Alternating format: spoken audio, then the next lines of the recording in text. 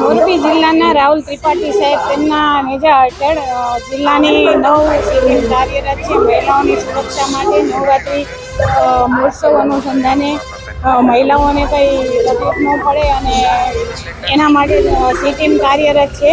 અને આવરા તત્વો છે કોઈ એવી છેડતી કરશે તો તુરંત એની ઉપર અમારી નજર હશે.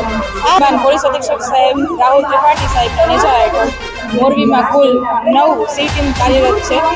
અમારે પણ ગરબા રમવા હોય છે, પણ આપની સુરક્ષા માટે સીટીમ હંમેશા કાર્યરત છે. આવરા તત્વોને એટલી જ ચેતવણી આપવા માંગી છીએ કે સીટીમ દરેક ખૂણે ખૂણે છે, સાવધાન રહેવું.